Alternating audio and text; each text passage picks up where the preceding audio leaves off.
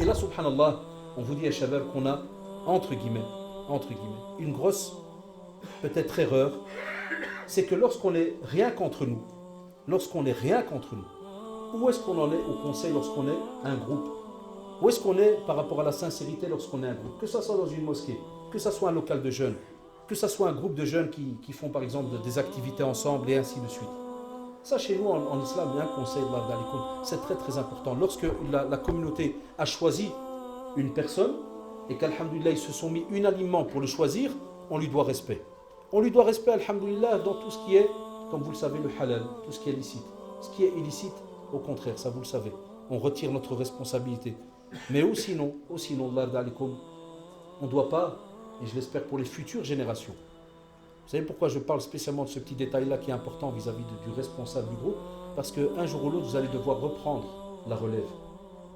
Nos parents, Jazahumullah, ont bâti pour nous tous ces lieux, avec l'aide d'Allah subhanahu wa ta'ala. Ils ont fait ce que nous, aujourd'hui, on ne serait pas capable de faire. Il faut être honnête, les gars. On ne serait pas capable. Mais ils nous ont laissé, mashallah, minimum, plus de 600 mosquées en Belgique. Ça tourne dans les 600, entre 500 et 600, vous entendez un tas de chiffres, mais il y a plein de mosquées qui ne déclarent pas ceci, cela, mais ça doit au moins approcher entre 500 et 600 mosquées. Mais d'ici 15 ou 20 ans, Inch'Allah, si les jeunes ne comprennent pas qu'on a une responsabilité par rapport au groupe, et le groupe chez nous, l'endroit, et le meilleur endroit où le groupe s'installe, c'est la mosquée d'Allah subhanahu wa ta'ala. Il n'y a pas le choix, wallahi. Ni dans un club de foot, ni dans un club de je ne sais quoi, mais ça commence d'abord à la mosquée. C'est notre lieu privilégié. Hatta même, quand vous vous rappelez, le prophète, lorsqu'il a fait l'émigration de la Mecque vers Médine, la première chose qu'il a bâtie, c'était une mosquée, pas sa maison. Hein. Rien, une mosquée d'abord. Tous les grands califes, même quand ils se sont déplacés dans les autres contrées, à chaque fois qu'ils arrivaient, la première chose qu'ils installaient, c'était quoi? La mosquée. Tout le temps, wallahi. Et c'est un lieu, subhanallah, où normalement revit la sunna du prophète sallallahu alayhi wa sallam. C'est ce qu'on est en train de faire maintenant. C'est ce que font la plupart des imams, on l'espère, et la plupart des professeurs. On fait revivre le prophète sallallahu alayhi wa sallam. Et normalement, si tu le fais revivre, tu es censé alors lui ressembler et fonctionner comment lui alors a fait, comment est-ce qu'il a conseillé les autres. Et un des conseils, justement, il demandait de respecter le amir, celui qui va devenir ce qu'on appelle le chef du groupe. Et c'est comme ça aujourd'hui, nous qui sommes ici en Belgique, c'est par rapport, par exemple, la mosquée, par exemple, un petit groupe qu'on a, ceci, cela. Donc ça, c'est un point important. Et puis, c'est ce qui nous touche maintenant à la fin du hadith. Il a cité, il a dit, la sincérité, le conseil vis-à-vis du reste des musulmans. Et ça, on a un gros problème, et vous le savez. On sait qu'on est censé être sincère vis-à-vis de chacun d'entre nous. On sait qu'on est censé se conseiller. Est-ce qu'on le fait? Très dur. Il y en a, si jamais tu vas leur parler, ils vont se fâcher. Il y en a qui ont honte de parler. Et il y en a qui, des fois, ils vont parler. Ils ne savent pas si ça va être accepté ou pas. Mais si jamais la personne va faire une remarque, un exemple, tu vas aller toi chez un copain qui savait qu'avant tu étais un petit tordu, un fou. Et machallah, tu as changé. Et tout, tu reviens chez lui un jour. Salam alaikum frère, tu vas bien?